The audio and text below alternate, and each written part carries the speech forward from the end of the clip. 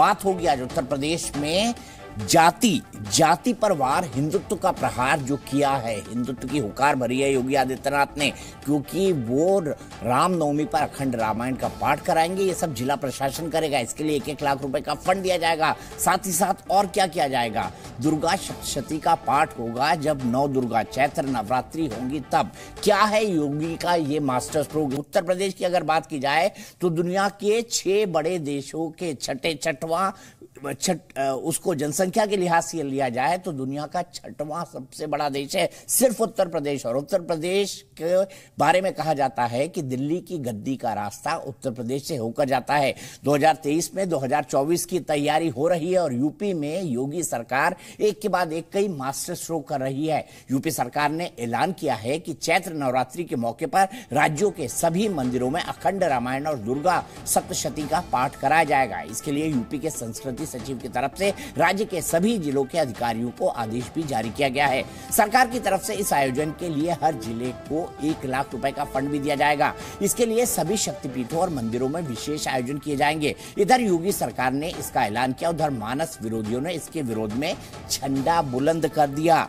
दरअसल जाति पर वार करके हिंदुत्व की हुंकार भरना चाहते हैं ताकि जातियां खत्म हो जाए, हिंदुत्व का वोट बैंक मिलता रहे। 80-20 की बात कह ही चुके हैं भारतीय जनता पार्टी के कई नेता मुखर रूप से। तो इस पर क्या हुआ है समाजवादी पार्टी की प्रतिक्रिया। समाजवादी पार्टी के महासचिव स्वामी प्रसाद मौर्य ने कहा है कि तुलसीदास की रामचरितमानस में महिलाओं को प्रताड़ित करने, शूद्र समाज को अपमानित करने और जाति सूचक शब्द कहने का काम किया है इस रामचरितमानस ने। उसका पाठ कराने का मतलब सरकार इनके सम्मान की दुश्मन है, इसीलिए इसको बढ़ावा देने के लिए सरकार ने खजाना खोल दिया है। वहीं समाजवादी पार्टी के अध्यक्ष अखिलेश यादव ने एक ट्वीट कर योगी सरकार पर तंज कसा है। हालांकि वो फैसले का सीधे विरोध नहीं कर पाए। अखिलेश यादव ने कहा है कि 1-1 लाख रुपए से क्या होगा, सरकार कम से कम 10 करोड़ रुपए दे जिससे सभी धर्मों के त्योहार मनाए जा सके।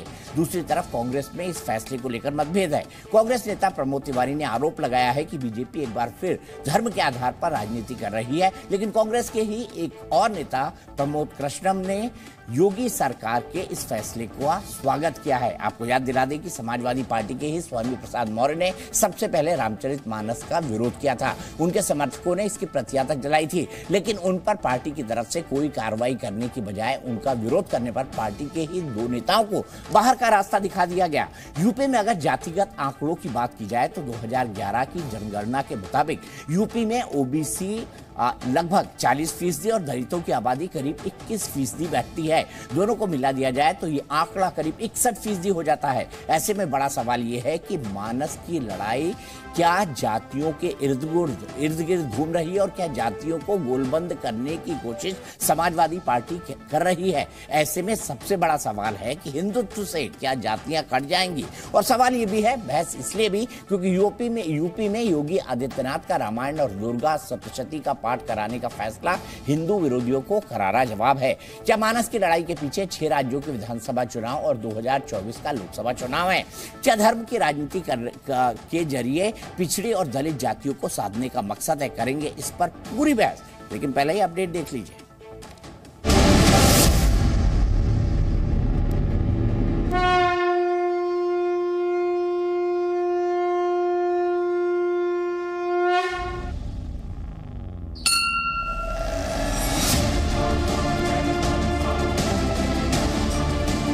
हजारों वर्षों की इस विरासत पर हर भारतीय को गौरव की अनुभूति होती है।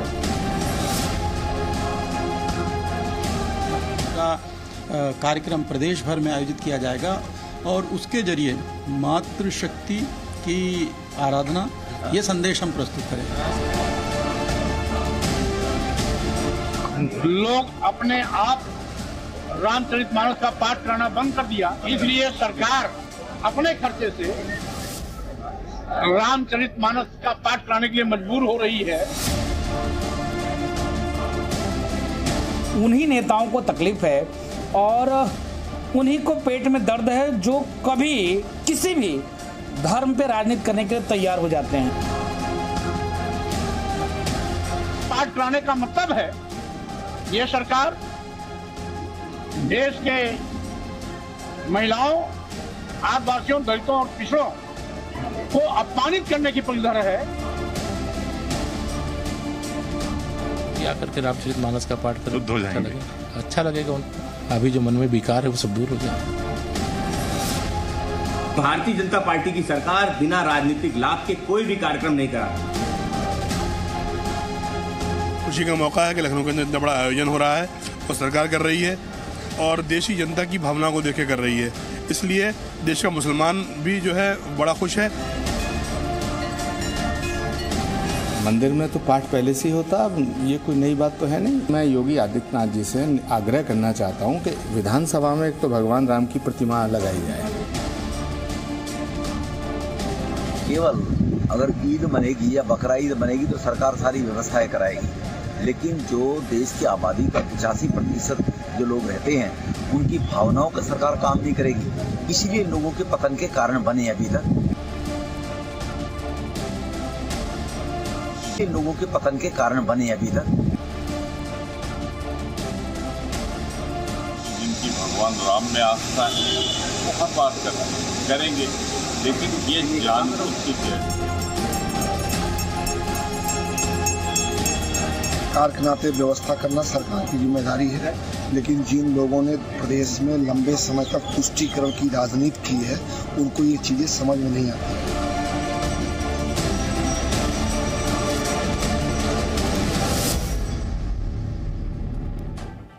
तो मानस का विरोध जो शुरू हुआ उसके बाद मोदी योगी सरकार ने एक ऐसा कदम उठा दिया है जिससे क्या ये मास्टर स्ट्रोक आने वाले 2024 के चुनाव में साबित होगा। इसी पर बहस करेंगे। अनिल सिंह भारतीय जनता पार्टी के प्रवक्ता हमारे साथ जुड़े हुए हैं, कपिल श्रीवास्तव जी समाजवादी पार्टी के प्रवक्ता हमारे साथ जुड़े हुए हैं, राजू दास जी जो महंत है हनुमानगढ़ी के वो हमारे साथ जुड़े हुए हैं, प्रोफेसर सतीश प्रकाश राजनीतिक विश्लेषक है वो हमारे साथ जुड़े हुए हैं, DK दुबे जी राजनीतिक विश्लेषक वो मेरे साथ जुड़े हुए हैं, राइट विंग RSS की तरफ झुकाव रखते हैं, और फरहान साहब प्रवक्ता है AIMIM के वो मेरे साथ जुड़े हुए हैं।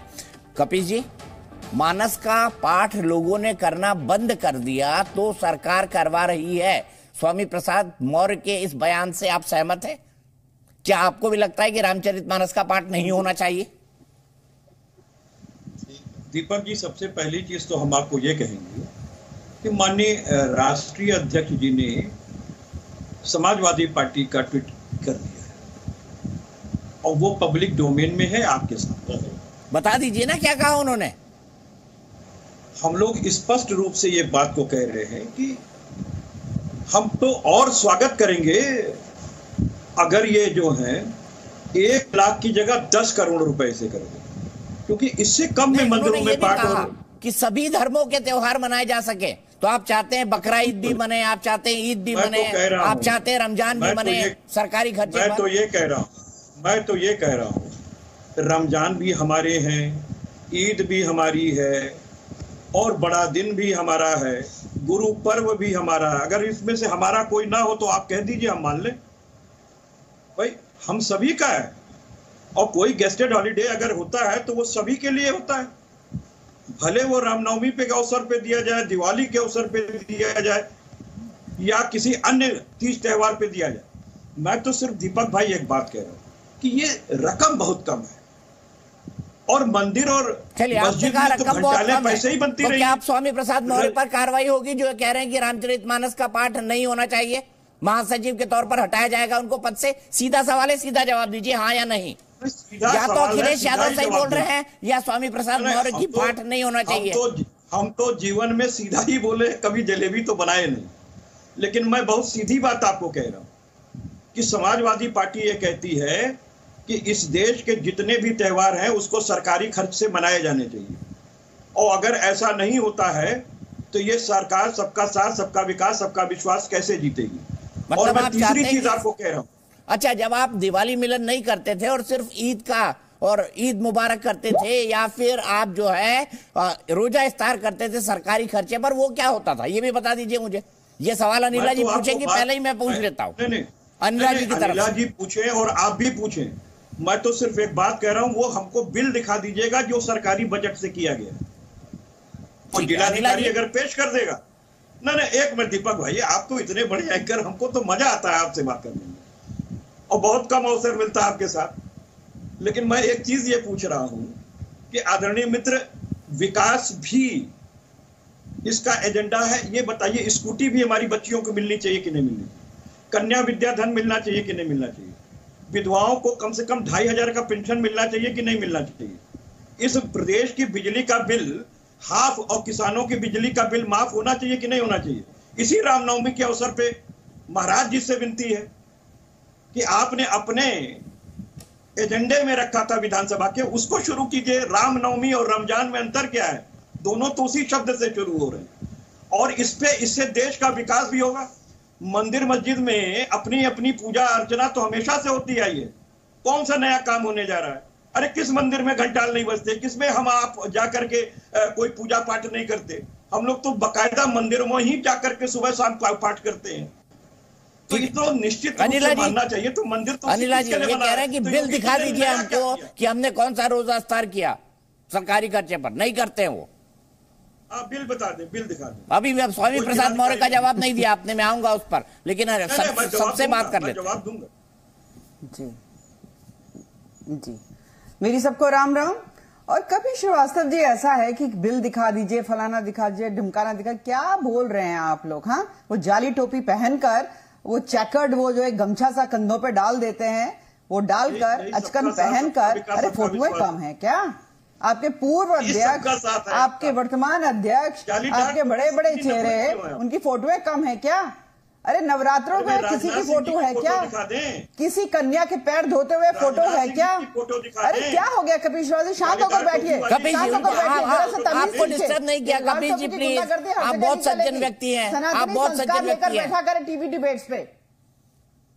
अरे हम तो आप ये बिल्कुल भी सज्जनता नहीं दिखाते डिबेट में, लेकिन जरा आप में सज्जन हो सकते हैं, परंतु डिबेट में आते इनको कोई वायरस घुस जाता है, समाजवादी पार्टी वाला वायरस। देखिए ऐसा है कि सनातन को हमेशा अपमानित किया गया। दीपक जी, सनातन को हमेशा अपमानित किया गया। 1947 में जब पूर्ण स्वतंत्रता मिली भारतवर्ष को, और भारतवर्ष के भी दो टुकड़े हो गए थे, एक धर्म के आधार पे पाकिस्तान बन गया था, तो धर्म के आधार पे ये भारत क्यों नहीं बना भाई? तब से लेकर आज तक हम सनातनी जितने भी हैं प्रहार झेलते चले आ रहे हैं। एक किताब से अपना धर्म चलाने वाले जो हैं, यहां पर आकर सबसे पहले क्या करते थे? हमारे मंदिर तोड़ते थे ना, हमारे धर्म ग्रंथ जलाते थे ना। उनको पता था कि संस्कृति और परंपरा की कोख जो है वो मंदिर है, उन्हें तोड़ दो, धर्म ग्रंथ हैं, उन्हें नष्ट कर दो। और जब वो तो खैर नहीं रहे, परंतु कहते हैं ना कि भगवान श्री राम चले गए थे तो भारत जो है उनकी खड़ाऊ लेकर राजकाज चला रहे थे, तो इस्लामिक आक्रांता चले गए,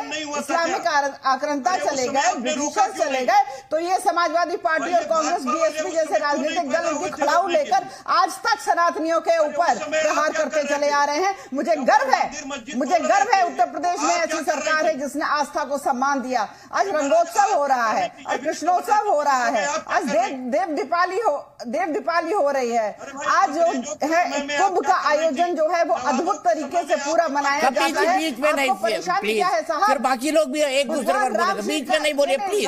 कपिल जी, रिक्वेस्ट है आपसे हाथ जोड़ के, आप अपनी बात कहिएगा, मैं सबको पूरा मौका देता हूँ, और डिबेट में बहुत वक्त है मेरे पास।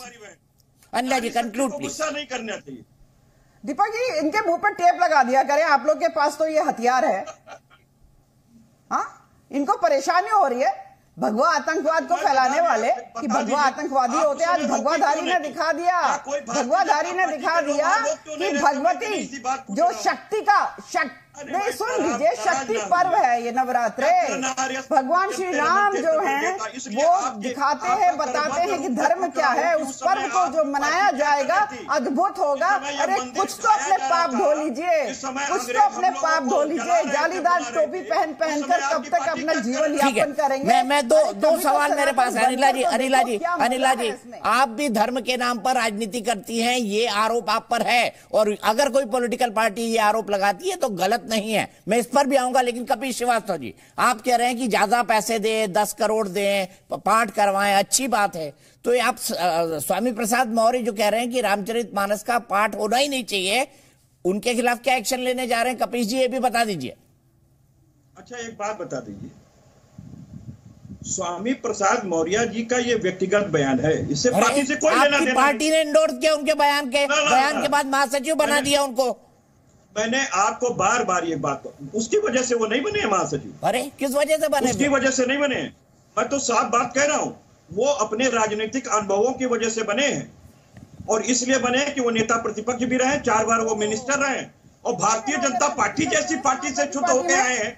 आप ये बताइए, भारतीय जनता पार्टी से छूट होकर के आए हैं मौर्य जी। झूठों की पार्टी। आप तो वॉशिंग मशीन है ना, कितने दिन हो गए? आप तो वॉशिंग मशीन है ना, शुद्ध कर देती है ना सबको। अरे आप इतना क्यों नाराज हो रही हैं? हाँ कर देते हैं, नहीं कर देते हैं। आ जाइए, आपको भी शुद्ध कर देंगे। अपने नेता अखिलेश यादव जी को भेज दीजिए, वो वहीं से आए हैं ना, भेजेंगे उनको तो आपने अरे सनातन भगवान श्री राम और माँ भगवती का नाम ले लीजिए मन से, आप वैसे ही शुद्ध हो जाएंगे। आप उनके खिलाफ कैसे बोल सकते हैं जिनको आपने शुद्ध कर दिया, और फिर भी शुद्ध कर सकती हैं आप, ये भी कह रही हैं। अरे आप उनके पूर्व जन्म मंदिर गिराया जा रहा था, भाजपा क्या कर रही है? और आप उस गंदगी को क्यों लेकर बैठे हैं? और ये अंग्रेजों का भी शासन चला, डचों का भी शासन को लेकर क्यों बैठे? मुगलों का चला, उस समय भारतीय जनता पार्टी क्या कर रही थी? अच्छा, स्वामी प्रसाद मौर्य पर बोलिए। अनिला जी छोड़ दीजिए, ये गोल पोस्ट बदलेंगे, आपको भी मैं गोल पोस्ट बदलने नहीं दूंगा। मेरा सवाल सीधा है, क्या बीजेपी यहाँ धर्म की राजनीति कर रही है? कपिल श्रीवास्तव जी जवाब दीजिए, क्या स्वामी प्रसाद मौर्य पर कार्रवाई होगी हिंदू भावनाओं को आहत करने के लिए?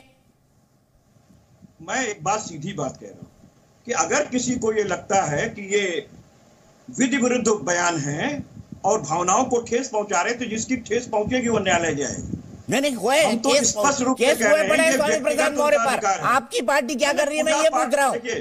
अभिव्यक्ति की आजादी और पूजा पाठ ये व्यक्तिगत अधिकार है, ये संवैधानिक अधिकार है, उसको समाजवादी पार्टी किसी का कम नहीं कर सकती है। और अगर किसी को लगता है गैर कानूनी है तो वो कानून की शरण ले। सीधे महंत राजूदास जी जुड़े हुए हमारे साथ, सीधे उनके पास चलते। महंत जी मुझे बताइए, क्या रामचरितमानस के बारे में स्वामी प्रसाद मौर्य ने जो बोला वो क्या सनातन आस्था का अपमान नहीं है? और अगर ऐसा है तो कपिल श्रीवास्तव जी कह रहे हैं कि व्यक्तिगत बयान है, अभिव्यक्ति की आजादी है, क्या आप इसको उचित मानते हैं उनके इस बयान को? तो पहले तो सभी को धर्म नगरी अयोध्या से मंगल कामना करते हैं। भगवान राम की कृपा दृष्टि बने, स्वस्थ रहे, मंगल रहे। और बहुत दिन के बाद आपसे मुलाकात हुई है, ढेर सारा आशीर्वाद आपको। अपने इसी ऊर्जा से आप कपिल जैसे लोगों को ठीक करते रहिए। निवेदन ये है कि जिस प्रकार से अभी माननीय कपिल श्रीवास्तव जी समाजवादी पार्टी के प्रवक्ता महोदय ने कहा कि स्वामी प्रसाद मौर्य जी के निजी विचार है। कैसे निजी विचार है महोदय? मैं आपको हाथ जोड़कर विनम्र अपील करके निवेदन करता हूं, जो कहे कि समाजवादी पार्टी की सरकार बनेगी तो रामचरितमानस पर बैन कर देंगे। जिनके प्रसह में रामचरितमानस जलाया गया, आज ही मैंने देखा जब उन्होंने प्रेस कॉन्फ्रेंस किया तब उन्होंने यह कहा कि रामचरितमानस लोग पढ़ना बंद कर दिया। इसके नाते योगी आदित्यनाथ जी सरकारी कार्यक्रम करा के और रामचरितमानस पढ़वा रहे हैं। कष्ट इस बात की है, वो समाजवादी पार्टी जो अयोध्या में निहत्थे राम भक्तों के ऊपर गोली चलाती है, वो समाजवादी पार्टी 84 कोसी जब अयोध्या में परिक्रमा को बैन कर देता है, हमारे जैसे लोगों को बोलिएगा। मैं आपके बीच में नहीं बोला, मैं आपके बीच में मैं निवेदन करता हूँ, मैं हाथ जोड़ता हूँ, प्रणाम करता हूँ। बोलने का मौका दे दो, बोलने का मौका दे दो मालिक। इतना तो, इतनी तो कृपा करो सरकार, बोलने का मौका दो, बोलने का मौका दो प्लीज। जो सपा सरकार अयोध्या में 84 कोसी परिक्रमा को बैन करके हमारे जैसे लोगों को 15 दिनों तक जेल में रखता हो, वो समाजवादी पार्टी हनुमानगढ़ी प्रवेश द्वार निकास द्वार पे ताला बंद कर देता हो कि हनुमान चालीसा का पाठ नहीं होगा, इसके तो प्रत्यक्षदर्शी हैं। आपने तो मेरे ऊपर 9 मुकदमे भी करके रखे, कैसे हनुमान चालीसा का पाठ करा दिया। मुझको समझ में ये नहीं आता है, एक समाजवादी पार्टी का राष्ट्रीय नेता आप बना देते हैं, उसको आप कपीस भैया बोलते हो। कोई निजी उनकी विचार है, आपकी निजी विचार नहीं हो सकता, क्योंकि आप समाजवादी पार्टी के प्रवक्ता के तौर पर हमारे साथ डिबेट पर बैठे हैं। हम धर्मगुरु होने के नाते डिबेट में बैठे हैं, निजी विचार हमारा नहीं हो सकता। हम एक धर्मगुरु हैं तो धर्मगुरु के तौर पर हम बात रखेंगे। जो रामचरितमानस जलाने की बात करता है, जो रामचरितमानस पर बैन करने की बात करता है, जो आज ही प्रेस कॉन्फ्रेंस करके यह कहता हो कि रामचरितमानस मैंने इतनी क्रांति ला दी, कि लोगों ने रामचरितमानस पढ़ना बंद कर दिया। आज योगी जी को मजबूर हो जाना पड़ा कि रामचरितमानस का पाठ कराना। आप उसको निजी विचार नहीं कर सकते हैं। आप अपना और स्वामी प्रसाद मौर्य का विचार को क्लियर करिए। क्या समाजवादी पार्टी के नेता स्वामी प्रसाद मौर्य हैं कि नहीं है? और मैं पूज्य योगी आदित्यनाथ जी महाराज को आभार व्यक्त करता हूँ, धन्यवाद ठीक है। कबीर जी जवाब, मैं बीच में नहीं आता। मोहन जी ने आपसे सवाल पूछे, जवाब दीजिए। उसके बाद मैं फरहान साहब के पास जाऊंगा, सतीश प्रकाश जी के पास जाऊंगा और दुबे जी के पास भी जाऊंगा। 2000% महंत जी वो समाजवादी पार्टी के राष्ट्रीय महासचिव हैं और हमारे नेता हैं, लेकिन ये उनके व्यक्तिगत बयान है। ये क्या होता है भाई? समाजवादी पार्टी क्या व्यक्तिगत? सुन तो ले, कपिल जी सुन तो ले। अब फिर आप कह रहे हैं, पहले मेरी बात हो तो जाने दीजिए, फिर टोक लीजिएगा। मैं तो टोकवाने में ही आनंद महसूस करता हूँ। मैं एक चीज कह रहा हूँ, देखिए स्वामी जी ने जिन लोगों के लिए कहा कि छोड़ दिया उन्होंने पढ़ना, वो जानते होंगे उनको।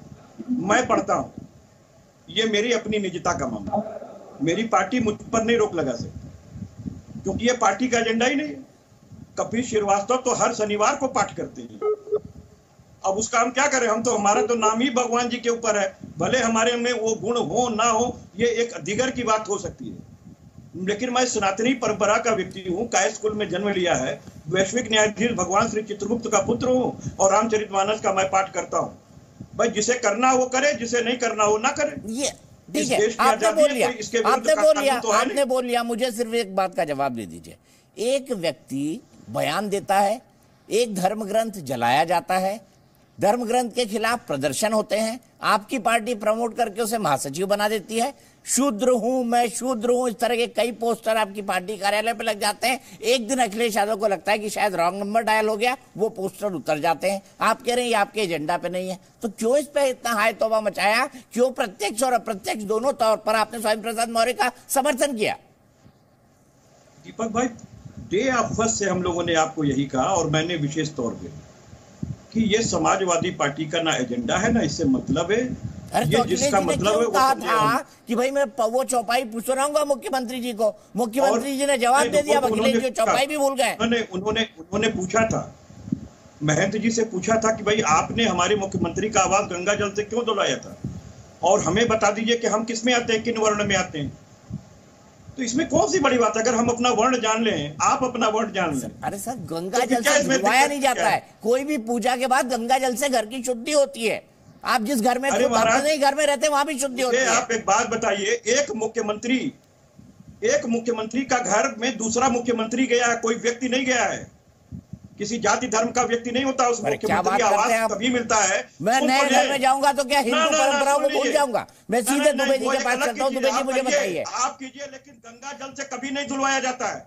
ये गंगा जल छिड़का जाता है घर में स्थान को पवित्र करने के लिए। सुन तो ले, मैं आपके घर में आऊं, आप मुझे चाय पे बुलाएं, उसके बाद जाने के बाद आप हमको, हम जहां बैठे वहां आप गंगा जल डलवाएं, तो ये बात तर्क नहीं चलेगा। ठीक है, डी के दुबे जी है क्या? राजूदास जी कुछ बोलना चाहते हैं? दुबे जी का कनेक्शन मेरे नहीं, शायद जुड़ गए। दुबे जी मुझे बताइए, क्या गंगा जल छिड़का जाता है या उससे धुलवाया जाता है घर को पवित्र करने के लिए? ऐसा है कि ये अपनी अपनी आस्था का प्रश्न है, और जहां तक मैं मानता हूं कि हमारे घर में तो रोज ही गंगा जल छिड़का जाता है। जब भी सुबह पूजा पाठ होती है उससे पहले गंगा जल छिड़क कर ही पूजा पाठ होती है। लेकिन सवाल ये है कि लोगों के पास जो सूचनाएं कि बकरा ईद जो मनाई जा रही थी मुख्यमंत्री आवास में, उसका क्या होगा? जो पहले कृत्य किए जा चुके हैं उनका क्या होगा? एक धार्मिक व्यक्ति अगर उसमें घुसता है, एक संत उसमें घुसता है, तो उसकी तो मनोभावना कैसे शुद्ध हो? सरकारी आवास है, जाना ही पड़ेगा। लेकिन सरकारी आवास में पहले भी बकरा ईदें मनाई जाती रही हैं, तो उनका क्या? उसके लिए शुद्धिकरण आवश्यक है, और शुद्धिकरण मन से, तन से और जल से शुद्धिकरण जो होता है वो किया गया है। लेकिन सवाल ये है कि अगर महाराज जी पूजा पाठ करना चाहते हैं तो हमारे समाज में ये एक आम परंपरा है कि हम अखंड रामायण बिठाते हैं, और अखंड रामायण बिठाकर ही कोई काम शुरू करते हैं। साल की शुरुआत करने की बात होती हो, या फिर बहुत सारे परिवारों में ऐसा भी है कि साल में एक बार अखंड पढ़ाते ही पढ़ाते हैं। बहुत सारे परिवार 80% गांव के परिवार ऐसे हैं जिसमें बूढ़ी माँ, बूढ़ी दादी अपने बच्चों को, छोटे छोटे बच्चों को बिठाकर कहती रामचरितमानस पढ़ो, हम तुमको उसका अर्थ बताएंगे। क्योंकि भारतीय सनातन संस्कृति परंपरा में जो रामायण कहती है वही हम धारण करते हैं। आप देखिए, ग्रंथ तो दो हैं, रामायण और महाभारत, लेकिन रामायण के एक एक चरित्र को, एक एक कैरेक्टर को हम फॉलो करते हैं क्योंकि उसको हम आदर्श ग्रंथ मानते हैं। तो आदर्श ग्रंथ जिसको मानते हो उसको पालन अगर महाराज जी ने किया है तो भैया अपने धर्म का ही पालन करेंगे। अब कुरान खानी तो नहीं करवाएंगे, क्योंकि हम तो कुरान जानते नहीं है, वो कहीं अरब में कुरान बनी होगी और हमारे लिए हमारे देश में तो कभी रही नहीं। तो भैया हम जो फॉलो करेंगे, जिस देवी देवता को मानते हैं उसी की पूजा आराधना करवाएंगे। हम कैसे अखिलेश यादव की तरह ईद और बकरीद और कुरान खानी करवा सकते हैं? ठीक है, सतीश प्रकाश जी से पूछ लेता हूं। सतीश प्रकाश जी, आपने बचपन में कभी रामचरितमानस सुनी है, दादी से, माँ से या घर में? नहीं, देखिए, मैं आपके हर सवाल का जवाब दूंगा, लेकिन जो दुबे साहब ने कहा कि तमाम लोग जब कोई काम करते हैं तो रामायण का पाठ करते हैं या धार्मिक ग्रंथों का पाठ करते हैं, तो जब कुलदीप सेंगर ने उस लड़की के साथ बलात्कार किया था तो कौन से धार्मिक ग्रंथ का पाठ किया था? जब वो चिन्मयानंद स्वामी है ना एक लड़की से तेल मालिश करा रहा था तो वहां रामायण पढ़ रहा था या महाभारत पढ़ रहा था? आप बताइए ना। कमलापति त्रिपाठी ने जब जगजीवन राम वहां मंदिर में आए, जिसको आप आज कॉरिडोर बना रहे बनारस में, उसको बाकायदा गंगा जल से धुलवाया था। और आप अखिलेश यादव जी का घर धुलवाए गंगा जल से धुलवाए या गौमूत्र से धुलवाए, इसका जवाब तो अखिलेश जी देंगे, क्योंकि वो रामचरितमानस को मानते भी हैं और उससे नफरत भी करते हैं और उसका विरोध भी करते हैं। लेकिन अगर मायावती का घर या बहन जी का घर, आपकी इतनी हिम्मत नहीं है, उस शुद्धिकरण का हम जानते हैं पूरी तरीके से, न्यायालय के अंदर खड़ा करके आपको नंगा करेंगे, आपकी भावनाओं को नंगा करेंगे। देखिए दीपक जी सुनिए, मैं किसी धार्मिक रूप से गुलाम देश के अंदर नहीं रहता हूं, मैं एक लोकतांत्रिक व्यवस्था में रहता हूं और कोई भी लोकतांत्रिक व्यवस्था किसी धार्मिक किताब से नहीं चलती। लोकतांत्रिक व्यवस्था संविधान से चलती है और भारत का संविधान ये कहता है कि तमाम सरकारों की, और वे लोग जो संवैधानिक पदों के ऊपर बैठे हैं उसमें मुख्यमंत्री जी भी आते हैं, प्रधानमंत्री जी भी आते हैं, गृह मंत्री भी आते हैं, उनकी ये नैतिक जिम्मेदारी रहेगी संविधान को, वैज्ञानिक कौन को लोगों के बीच में धार्मिक पाखंड को बढ़ावा ना दे करके लोगों के अंदर वैज्ञानिक सोच को बढ़ावा दे। अगर इस तरह की बातें सरकार करेगी, देखिए देश क्या है, अब योगी जी किसी जात विशेष के या किसी धर्म विशेष के मुख्यमंत्री है नहीं, वो मुसलमान के भी मुख्यमंत्री हैं, वो दलित के भी मुख्यमंत्री हैं, वो पिछड़े के भी मुख्यमंत्री हैं। देखिए इस बात के पीछे जो सबसे बड़ा कारण है, मैं कपीश जी आपकी एक बात का विरोध कर रहा हूं कि राम नाम पे सिर्फ बीजेपी राजनीति नहीं करती, राम के पीछे कहीं ना कहीं समाजवादी पार्टी की भी राजनीति है। एक तरफ मुलायम सिंह जी विरोध में खड़े हो जाते हैं और दूसरे राम बनाने के लिए खड़ा हो जाते हैं। यही तो उत्तर प्रदेश की राजनीति का दुर्भाग्य है। साफ साफ बताइए, इस डिबेट को क्यों कराया गया? इस डिबेट को इसलिए कराया गया कि निकाय चुनाव के अंदर जो सरकार ने पिछड़ा आयोग गठित किया था, उसने सरकार के तमाम नीतियों के ऊपर, सरकार के तमाम मशीनरी के ऊपर, तमाम अधिकारियों के ऊपर, सरकार की नीयत के ऊपर सवाल उठाया गया कि जो चक्रीय सतीश प्रकाश थोड़ा ब्रेक लगाया करिए। लेकिन आपने मेरे सवाल का जवाब नहीं दिया। क्या बचपन में आपने दादी नानी से कभी रामचरितमानस सुनी है? देखिए मैं सर देखिए नहीं, बताइए सुनिए क्या? आपको मेरी बात सुनिए। हम अम्बेडकरवादी लोग हैं, जो भी भावनाएं होंगी वो मेरे घर के अंदर की भावनाएं होंगी। पब्लिक के अंदर जब होते हैं तो आपको सबकी भावनाएं व्यक्त करनी पड़ेगी।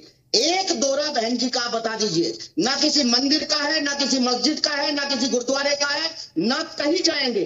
जो संविधान कहेगा संविधान को मानेंगे, संविधान को इम्प्लीमेंट करेंगे। और धार्मिक दुबे जी भी है, राजूदास जी भी है। राजूदास जी आपको जवाब देना चाहते हैं, मैं अपना विशेषण नहीं लगाता। राजूदास जी बोलिए। सतीश जी मैं आपसे निवेदन करना चाहता हूं, बहुत सुंदर आप प्रवक्ता हैं, बहुत अच्छा आप जवाब भी देते हैं, लेकिन निवेदन है, यह देश सनातन परंपरा वाली देश है और यहाँ पर ऋषि मुनि महात्मा भगवान गौतम बुद्ध बड़े बड़े जो है समाज के पथ प्रदर्शक हुए हैं और उनके विचार को लेकर आपको चलना पड़ेगा। भगवान गौतम बुद्ध को तो मानते हैं ना, मानना पड़ेगा आपको, मानते हैं आप। पूज्य अंबेडकर जी जिन्होंने संविधान के मूल प्रति में राम दरबार दिया था, तो आपको दीपक जी ने एक सवाल किया, आपने जवाब नहीं दिया, आप कट गए, बच गए। आपसे उन्होंने सवाल किया, क्या आपकी दादी ने, क्या आपकी नानी ने कभी रामचरितमानस का पाठ किया, चाहे पढ़वाया? आप बचकर किनारे हो गए। इससे काम नहीं चलेगा सतीश जी। यह देश, देखिए, यह देश संविधान से चलता है। हम भी मानते हैं, आप भी मानते हैं, और यह देश संविधान से चलेगा। लेकिन यह भावना है, और हमारी भावना को आप ऐसे आहत नहीं कर सकते। आपने कह दिया कि नहीं, आपको कोर्ट में खड़े कर देंगे, आपके साथ नंगा कर देंगे, ये ढोंग नहीं चलेगा, ये ढकोसला नहीं चलेगा। अरे गजब बात करते हो। भगवान बुद्ध को तो मानते हो, भगवान बुद्ध की विचारधारा को तो मानते हो आप। 100%। अब मैं बोल दूं। देखिए राजू दास जी, भावनाएं सिर्फ धार्मिक व्यक्ति की नहीं होती, भावनाएं हर पढ़े लिखे व्यक्ति की होती है, हर गरीब की होती है, हर कमजोर की होती है। ढोल गंवार शूद्र पशु सट नारी, ये है सब ताड़न के अधिकारी। इन लाइनों को आप बेहतर मान सकते हैं, मैं बेहतर नहीं मान सकता। सतीश प्रकाश जी, क्या कहा गया है, किसके लिए कहा गया है, यही तो है ना, संदर्भ गायब हो जाता है। राजू, मैंने इसको पूरा समझाया था, इस चौपाई को किसने कहा है, किसके लिए कहा है, क्यों कहा है। राजू दास जी कुछ कहना चाहते हैं, फिर मैं आगे बढ़ूंगा। फरहान साहब के पास अभी तक नहीं गया हूं मैं। सतीश प्रकाश जी,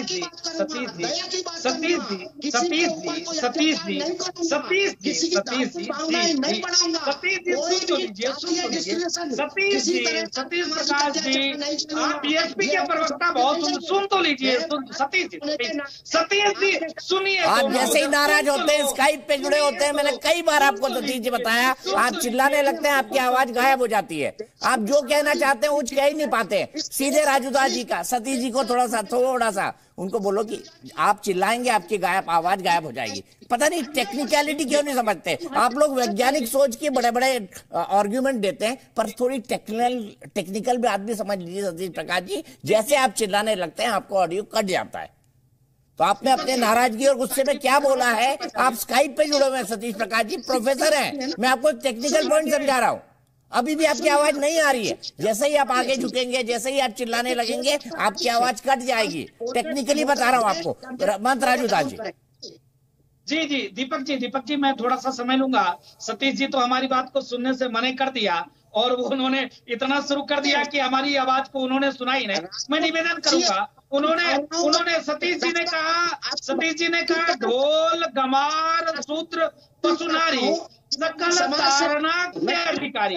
मैं इनको समझा दूं उनको, ये अवधी भाषा में आप मैं सुन तो लीजिए सतीश जी, सुनिए तो महोदय, आप सुन भी नहीं सकते। सतीश जी जो कह रहे हैं कुछ समझ नहीं आ रहा है, प्लीज उनको ये कम्युनिकेट करिए। राजू जी कंक्लूड करिए, मुझे फरहान साहब के पास जाना है और बहुत देर से अनिला जी भी इंतजार कर रहे हैं। 1 मिनट सतीश जी की आवाज को रोका जाए, 1 मिनट। दीपक जी 1 मिनट मुझको समय चाहिए, ज्यादा समय नहीं लूंगा। उन्होंने जिस प्रकार से रामचरितमानस का दोहे को उन्होंने कोट किया, ढोल गमार सूत पशुनारी सकल तारण के अधिकारी। तारण मतलब होता है देखना, चिंतन करना, मनन करना, ध्यान देना। आप ये बताइए, मैं पूछना चाहता हूं उनसे कि अगर किसी जानवर को आप मारोगे, पीटोगे, घर में रहेगा, भाग जाएगा। किसी नारी का आप असम्मान करोगे, वो पीटेगी, खाना तक नहीं देगी, आपको घर से भगा देगा। ये सारे शिक्षा के अधिकारी हैं। इनको मैं निवेदन करूंगा, अगर इनको कहीं शास्त्रार्थ करना हो, इनके पास भी तमाम धर्मगुरु हैं, उनके साथ बैठकर डिबेट कर लें। और इस प्रकार से समाज को दूषित भाव भर देना, टीवी चैनल पर बैठकर तारना का मतलब ऐसा होता है, वैसा होता है, ये नहीं चलेगा सतीश जी। आप बुद्धिजीवी वर्ग के व्यक्ति हैं, लोगों को ऐसे भरगला नहीं सकते। आपको समझना पड़ेगा और लोगों को समझाना भी पड़ेगा। और इस प्रकार से हिंदू को हिंदू से बांटकर रामचरितमानस को इस प्रकार से अपशब्द, इस दोहे का अपशब्द प्रकार से परिभाषित करके लोगों के बीच में रखना अच्छी बात नहीं है सतीश जी। मैं निवेदन करूंगा आपसे। ठीक है, मैं सीधे फरहान साहब के पास चलता हूं। फरहान साहब, मेरा सीधा सवाल आपसे, और सवाल ये कि योगी आदित्यनाथ जी का ये कदम, आपको तो स्वागत करना चाहिए भाई। त्योहार मना रहे हैं वो, क्या दिक्कत है? आदरणीय दीपक भैया, आपने 32 मिनट के बाद मेरा आह्वान किया। मैं उम्मीद करता हूं कि कम से कम मुझे आप 2 मिनट जरूर दें। बोलिए ना, बोलिए। देखिए क्या नाम है, अभी सतीश जी की भी मैंने बात सुनी और बीजेपी की भी प्रवक्ता की मैंने बात सुनी। मैं अपनी बात करूंगा उससे पहले कि सतीश जी समाजवादी पार्टी के प्रवक्ता ये कह रहे थे कि स्वामी प्रसाद मौर्य का वो जो बयान है वो उनका व्यक्तिगत बयान है। मैं उनसे ही ये भी पूछना चाहता हूं चैनल के माध्यम से कि ऋचा सिंह और रोली मिश्रा को जब पार्टी से निकाला गया तो उनका भी तो निजी बयान हो सकता था, तो उनको तो ये कहे कि पार्टी से बाहर कर दिया गया कि आप पार्टी विरोधी गतिविधियों में संलिप्त हैं, इस वजह से आपको पार्टी से बाहर निकाल दिया जाता है। एक मिनट सुन लीजिए। उसके बाद कपिल जी आपको बहुत संयम के साथ उन्होंने सुना। फरहान भाई कहिए अपनी बात। उसके बाद क्या नाम है, मनोज पांडे विधायक अयोध्या और क्या नाम है पवन पांडे रायबरेली के विधायक, वो भी क्या नाम इस पर उत्तेजित हो रहे थे कि नहीं गलत हो रहा है। जब उन्होंने ये एक्शन देखा तो वो भी खामोश होकर बैठ गए, भाई ठीक है हमें पार्टी में रहना है तो खामोशी से रहना है। उन्होंने फिर कोई आवाज नहीं उठाई। अब बात मैं करूंगा भारतीय जनता पार्टी की। आज उत्तर प्रदेश के अंदर दीपक भैया हुकूमत जो है वो तालिबानियों की है, वो मुल्लों की है हुकूमत। अगर यहाँ पर भारतीय जनता पार्टी की हुकूमत होती तो स्वामी प्रसाद मौर्य जेल में होता।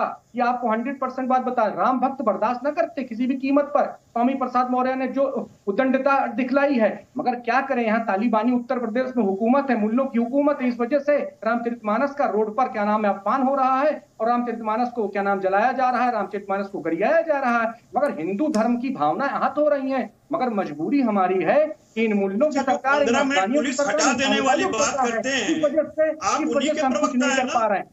एक मिनट सुन लीजिए भाई, आप इतना क्यों प्रवक्ता है ना जो 15 मिनट केवल इस देश की पुलिस हटाने की बात करते हैं भाई, इतना क्यों आप एनएसए नहीं लगती बात तो सुन और उनपे एनएसए नहीं लगती। शायद आप उन्हीं के प्रवक्ता लग रहे हैं मुझे। नहीं कह दीजिए हाँ या ना। फरहान भाई, मैंने आपसे कोई ऐसा प्रश्न नहीं किया है कि जिसका उत्तर आपके पास ना हो। दीपक भाई बोल रहे हैं तब मैं बोलूंगा। क्या आप उसी पार्टी के प्रवक्ता है ना जिनके नेता ने कहा था तुरंत आ रहा हूं आपका। फरहान जी कंक्लूड करिए प्लीज, कंक्लूड करिए अपनी बात। और उन्होंने लॉजिकल सवाल पूछा, कपिल भाई ने इसमें बुरा मत मामले में इंटरफेयर नहीं किया है, थोड़ा धैर्य रखा करिए। और दूसरी चीज, जो समाजवादी पार्टी के राष्ट्रीय अध्यक्ष अखिलेश यादव जी, कोई नहीं हो सकता ना, देश की एकता और अखंडता से बड़ा कोई नहीं हो सकता है। और मैं उसी प्रश्न को पूछ रहा हूं कि आप उसी पार्टी से हैं? अरे कपिल भाई आप देखिए ना, सबके बीच में नहीं, आपने सवाल पूछ ली, लॉजिकल बात उठा ली, मैंने उनको पास कर दिया। अब उनको भी अधिकार दीजिए ना अपने समय का सदुपयोग कर सके। अनिला जी सीधे आपके पास आऊंगा। फरहान साहब देखिए, ऐसा है दीपक भैया कि अखिलेश यादव ये सबसे कह रहे हैं कि ये बताएं कि वो शूद्र हैं कि क्या है क्या नहीं। मगर मैं एक बात कहूंगा, मुलायम सिंह यादव जी को लकब था मुल्ला मुलायम का, तो जब मुलायम सिंह यादव जी को लकब मुल्ला मुलायम का था तो अखिलेश यादव जी भी तो मुल्ले हुए। बस फर्क इतना है कि वो कट मुल्ले नहीं है, बस फर्क इतना ही है। बाकी तो उन्हें भी तो लकब मुल्ले का था। और उत्तर प्रदेश में 86% वोट देकर लोगों ने ये सिद्ध कर दिया कि वो मुल्ले हैं। तो फिर वो क्यों क्या नाम है कह रहे हैं कि हम शूद्र हैं कि क्या है? ये जबरदस्ती क्या नाम वाली बात करने वाली बात, उनको तो कहना चाहिए छाती ठोक कर कि हम मुल्ले हैं, हम कट मुल्ले नहीं है, हम मुल्ले हैं। उनको कहना चाहिए था। कपिल जी क्यों नहीं कह पाते? अब इसके बाद मैं दूसरी बात रखना चाहूंगा भाई, आप उसमें था भाई बुलवा लीजिए। और वो बता नहीं रहे कि आप 15 दिन के लिए जो पुलिस हटवा रहे थे उसमें आप क्या करना चाहते थे देश में? मैं आपकी बात का जवाब जरूर दूंगा, मगर आप इस तरीके से नहीं पूछ सकते। मैं तब से बिल्कुल दूंगा। फरहान साहब ये तो बता दीजिए, योगी जी ने जो किया वो ठीक है ना? ये तो बता दीजिए हाँ या ना, खत्म करिए जवाब। आप भी लपेट रहे हैं उनको, इससे आपको वोट नहीं मिलेंगे, कपिल जी के जरूर कम हो जाएंगे, इतना मैं बता देता हूँ। अनिला जी गलत कहा तो बोल रहा हूँ, आप ये जो आरोप लगा रहे हैं। एक सांसद की पार्टी दीपक भाई ये देखिए, इस तरीके से मैं बात नहीं कर पाऊंगा। देखिए मैं अपनी बात कंप्लीट नहीं कर पाता हूँ। 32 मिनट बैठने के बाद मैं सबको शालीनता से सुना। ये इनके अंदर धैर्य नाम की चीज नहीं, ये समाजवादी विचारधारा बताती है, समाजवादी विचारधारा होता है, समाजवादी विचारधारा ये नहीं बताती है। नाराज क्यों हो रहे हैं? अगर भाई मैं कहता हूँ अच्छा तो फिर आप स्वीकार करिए ना कि अखिलेश जी मुल्ले हैं। तो आप स्वीकार कर रहे हैं ना कि अखिलेश जी मुल्ले हैं, आप अखिलेश जी को मुल्ला मान रहे हैं ना? आपको क्या दिक्कत? आप अखिलेश जी को स्वीकार करते हैं? अरे मैं कह रहा हूँ आप स्वीकार कर लीजिए कि अखिलेश जी मुल्ले में कोई दिक्कत, मगर आप जो शूद्र की बात कर रहे हैं मुझे इससे बहुत आपत्ति। पुलिस हटा दीजिए, बताते हैं कि आपकी क्या औकात है। ये जिसने कहा वो एनएसए में जेल क्यों नहीं गया? भारत माता को उल्टे सल्टे बोलने वाला पठान बाहर कैसे है? भाई आप बोल लीजिए तब मैं बोलूंगा। आप बोल लीजिए तब मैं बोलूंगा। देखिए मेरे पास मतलब असंख्य समय तो है नहीं, मुझे एक टाइम के अंदर डिबेट कंक्लूड करनी होती है। आप सिर्फ एक सवाल का जवाब दे दीजिए, योगी जी ने जो किया आप उसका स्वागत करते हैं ना? बताइए हाँ या ना? स्वागत योग्य है या नहीं? बस आधा सेकंड होगा। देखिए ऐसा है, रामचरितमानस का पाठ करवाएं, रामायण का पाठ करवाएं, मुझे कोई दिक्कत नहीं है। मगर एक बात कहना चाहूंगा, आज जिस तरीके से क्या नाम है योगी आदित्यनाथ जी उत्तर प्रदेश के अंदर अपना ये बयान देते हैं कि मैं 25 करोड़ उत्तर प्रदेश वासियों का मुख्यमंत्री हूं, तो उसमें मुसलमान भी आता, उसमें ईसाई भी आता, उसमें जैन भी आता है, उसमें सिख भी आते हैं, सारे लोग आते हैं। तो अभी हमारा रमजान आ रहा है, लोग तरावी पढ़ाएंगे, उनको भी एक अनुदान राशि दे दीजिए, 1 लाख रुपए का आपको अनुदान राशि दी जाएगी, हर मस्जिद वालों को अनुदान राशि आप रमजान के महीने के लिए। और अभी कपिल श्रीवास्तव जी, मेरा एक सवाल बाकी है। आपने कहा दोनों राम से शुरू होता है, रमजान भी और रामनवमी भी। आऊंगा, क्या शुरू होते हैं राम से ये पूछूंगा आपसे, जवाब सोच के रखिएगा। अल्लाह सिंह, क्या आपकी धर्म की राजनीति नहीं है पूरी तरह? जो AIMIM कर रहा है वही आप कर रहे हैं सनातनियों का नाम लेके। देखिए, सबसे पहली बात तो ये है, यहाँ पर मैंने बड़ा मजा आ रहा था देख कर कि ये जो 40 चोर है ना, ये आपस में कैसे लड़ रहे हैं। क्योंकि एक ही हिस्सा तो एक ही है, सब बांट कर खाने की आदत नहीं है कि भाई ये मुसलमान वोट हमें मिल जाए, मुसलमान वोट हमें मिल जाए, मुसलमान वोट हमें मिल जाए। आपको मुबारक, आपको मुबारक। कार्य जितने हो रहे हैं इस प्रदेश में बिना भेदभाव के हो रहे हैं। मानना है तो मान लीजिए, नहीं मानना हो तो मत मानिए। और देखिए, जहां तक एक बात, अब शांत होकर सुनिए। कपिल श्रीवास्तव ने यहाँ पर कहा कि गंगा जल से मुख्यमंत्री आवास को, सुन लीजिए, चिल्ला चिल्ला के दिमाग खराब कर किया हुआ है, मुख्यमंत्री आवास को गंगा जल से धुलवाया। अरे हमारे मुख्यमंत्री तो बहुत बड़े दिल के हैं। ऐसा घर जहां पर कार सेवकों की हत्या कराने का पूरा जिम्मा जिस परिवार पे था, वो परिवार उस घर में रहता था।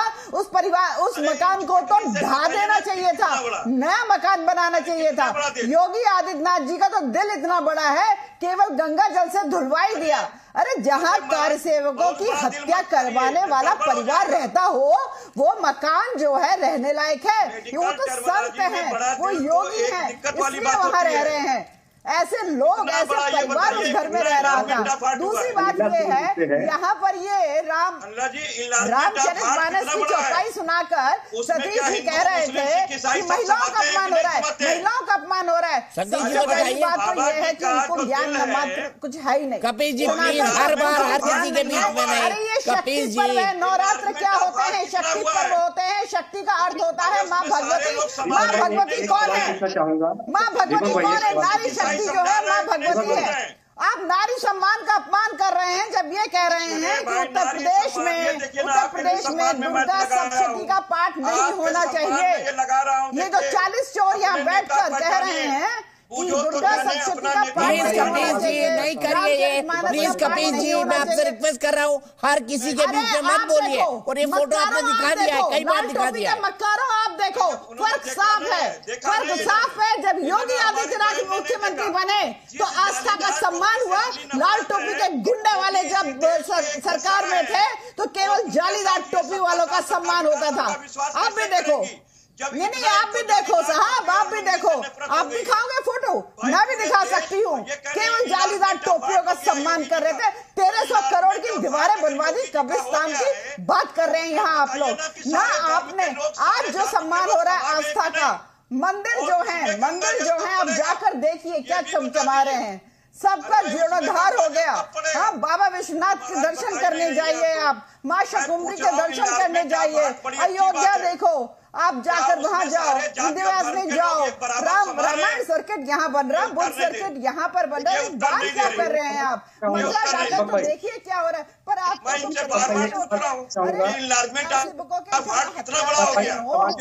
एक मिनट, सब बोल रहे हैं एक साथ में, किसको क्या बोलूं?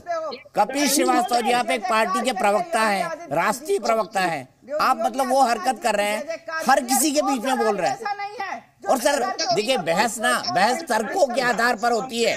मैं सभी को कह रहा हूँ, सतीश प्रकाश जी को भी कह रहा हूँ, फरहान साहब जी को भी कह रहा हूँ, अनिला सिंह जी को भी कह रहा हूँ, और कपिल जी को भी कह रहा हूँ कि भैया बहस तर्कों के आधार पर होती है। तर्क दीजिए ना, एक दूसरे को तर्क से काटिए, यही एक प्रवक्ता का काम है। सतीश प्रकाश जी बता रहे हैं, उनने नहीं बताया कि रामचरितमानस उनकी दादी नानी ने सुनाया उनको कि नहीं सुनाया। सतीश प्रकाश जी बता दीजिए ना। और रामायण सर्किट अगर बन रहा है तो बौद्ध सर्किट भी है, जिसको देखने के लिए करोड़ों लोग आते हैं भारत में। आप मेरी बात को सुनिए, मेरी बात को सुनिए। देखिए, मैं यहीं से आपकी डिबेट शुरू की थी। समाजवादी पार्टी हो या बीजेपी हो, राम के नाम पर राजनीति कर रहे हैं। यही अनिला सिंह जी ने यह सवाल पूछना चाहिए था। हालांकि आदरणीय मुलायम सिंह जी इस दुनिया में नहीं है, वो स्वर्गीय है, मैं उनके सम्मान का विरोध नहीं कर रहा, लेकिन साथ साथ अनिला जी ये भी पूछिए, मोदी जी से जाकर के पूछिए कि जब मुलायम सिंह जी ने उनको आशीर्वाद दिया प्रधानमंत्री बनने का, अडवाणी जी ने मना कर दिया था कि मैं प्रधानमंत्री बनने का आशीर्वाद नहीं दूंगा, लेकिन आगे निकल करके उत्तर प्रदेश से बाकायदा मुलायम सिंह जी गए। और जिन राम भक्तों की आप सवाल पूछते हैं, केंद्र सरकार से सवाल पूछो ना कि मुलायम सिंह जी को जो अभी अवार्ड दिया है वो राम भक्तों पे गोली चलाने की वजह से दिया है या उत्तर प्रदेश में बीजेपी को जिंदा रखने की वजह से दिया है? कहीं ना कहीं उत्तर प्रदेश, देखिए मैं आज भी कहूंगा, समाजवादी पार्टी से मेरा ये निवेदन है। सर वो जिंदा हो रहे हैं, आप कहाँ चले गए ये भी तो देखिए सतीश प्रकाश जी। बहुजन समाज का आंदोलन कहाँ चला गया सतीश प्रकाश जी, ये भी बता दीजिए थोड़ा सा, कहाँ चला गया आपका बहुजन समाज? कितने विधायक हैं आपके? सुनिए दीपक जी, सुनिए, धर्म की राजनीति को अगर खत्म किया जा सकता है तो वो सामाजिक न्याय की लड़ाई से किया जा सकता है। समाजवादी पार्टी तमाम लोगों से, बीजेपी को छोड़ करके तमाम लोगों से ये मेरा निवेदन है कि जो पिछड़ों का हक मारा जा रहा है, आज अभी इसी उत्तर प्रदेश के अंदर योगी सरकार ने 69,000 जो शिक्षा तर्क के आधार पर बात करिए ना, पता नहीं कहां से खबरें लाते हैं आप, मुझे ये नहीं समझ आता है सतीश प्रकाश जी, खबरें कहां से लाते हैं? अरे सुनिए दीपक जी, माफी मांगू आपके चैनल पे, 20,000 पिछड़े वर्ग के जो प्राइमरी टीचर्स थे उनके पदों को बाकायदा योगी जी ने अगड़ों से भर दिया। अच्छा। और बाकायदा न्यायालय के अंदर है मामला। मेरी बात को सुनिए, देखिए सुनिए, एक अम्बेडकरवादी होने के नाते यह मेरी नैतिक जिम्मेदारी है। पिछड़ा हमारा भाई है, वो सामाजिक रूप से पिछड़ा। अच्छा ये बताओ, ये जय भीम का नारा अम्बेडकर जी ने दिया था क्या? जय भीम का नारा अम्बेडकर जी ने दिया था? प्रोफेसर सतीश प्रकाश जी बताइए मुझे। चलिए आज आर्ग्यूमेंट ही कर लेते हैं एक अम्बेडकरवादी से। जय भीम का कोई संबंध नहीं है, हम मानवतावादी लोग हैं, हम मानवता नहीं छोड़ते, हम धर्म की राजनीति नहीं करेंगे, कभी नहीं जाएंगे। बहुजन समाज पार्टी का या कोई भी अम्बेडकरवादी सर है कहाँ बहुजन समाज पार्टी उत्तर प्रदेश में? बताइए ना, 430 विधानसभा सीटें कितनी है आपके पास?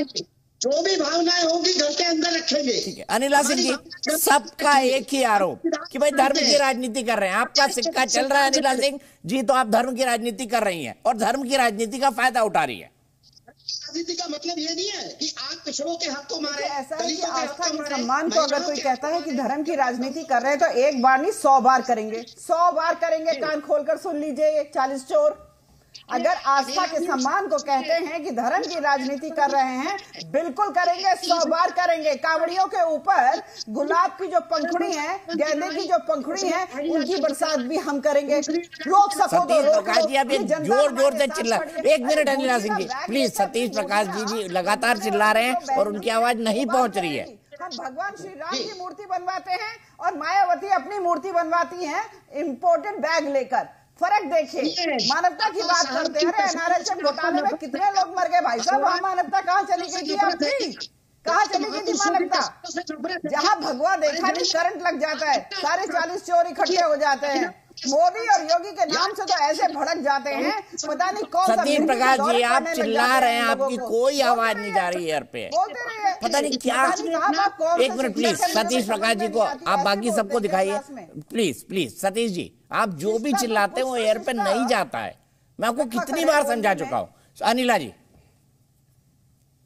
कपिल जी मैं आऊंगा आपके पास, फरहान साहब आपके पास भी आऊंगा, 5 मिनट है मेरे पास। कहना चाह रही हूँ दीपक जी, जितनी भी जी दीपक जी, मैं केवल और केवल इतना निवेदन करना चाह रही हूं कि यहां पर बार ये कहा जा रहा है ये कॉन्स्टिट्यूशनल पोस्ट पर बैठे हुए हैं, ये 25 करोड़ आबादी के मुख्यमंत्री। अरे भाई साहब ये बता दो कौन सा राज्य ऐसा है जहां पर इस प्रकार के आयोजन नहीं होते हैं, इस प्रकार के कार्यक्रम नहीं होते हैं। परंतु ये उत्तर प्रदेश में आप लोगों ने कभी किए नहीं, सनातन का कभी सम्मान किया नहीं। आज आस्था का सम्मान हो रहा है तो बहुत परेशानी हो रही है। समाजवादी पार्टी वही पार्टी है जिसने 1300 करोड़ रुपए की जो है कब्रिस्तान पे दीवारें खड़ी कर दी।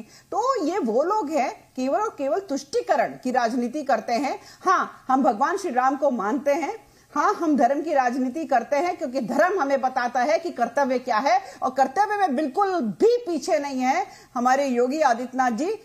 कोई भी व्यक्ति किसी भी जाति धर्म से आ रहा हो, सारी जितनी भी सोशल स्कीम्स हैं उनका फायदा मिल रहा है। और मैं तो कहती हूं, बिल्कुल इन 40 चोरों से भी कहती हूं कि इस प्रदेश का मुसलमान भी अब जो है योगी के साथ आ रहा है। इन्होंने देख लिया कि अपराधी कमेंट कपीश जी का ले लेते हैं और साथ ही साथ फरहान साहब का ले लेते हैं। कपीश जी पहले आप देखिए, जो 41वें चोर हैं, 10 लाख करोड़ रुपया भी 20 दिन के अंदर ढिमला दिया, जिस पर कोई जांच नहीं।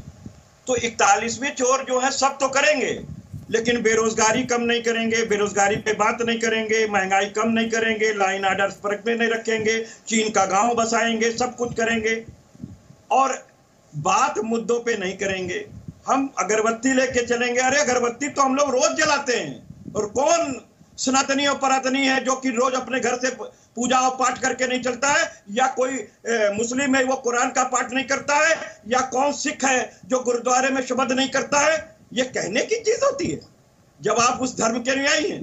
इसका राजनीतिक अब मैं करूंगी, करिए ना, आपको कौन मना किया है? आपके करने से हम छोटे थोड़ी ना सनातनी में हो जाएंगे, आपसे ज्यादा धर्म को जानने वाले हैं। मैं तीसरी बात कह रहा हूं कि बेरोजगारों की बात कब करेंगे, बहन बेटियों को सशक्त कब करेंगे, महंगाई को कब यही सब रिकॉर्ड कपीश भाई 2022 के चुनाव में बच चुका है, यही रिकॉर्ड बचा था। कब्जे से कब खाली कराएंगे, ये बताइए कि कब करेंगे। ठीक है, मैं अनिला जी से एक साथ जवाब लूंगा। फरहान साहब आप कुछ कहना चाहते, जोड़ना चाहते थे? दीपक जी, मैं चोरों की चाची से मेरा एक सवाल है कि चाची मुझे ये बताइए कि जब से उत्तर प्रदेश में योगी आदित्यनाथ जी की सरकार बनी है, क्या नाम, अयोध्या में करोड़ों रुपए के दीपक और क्या नाम है तेल आपने खर्चा कर दिए।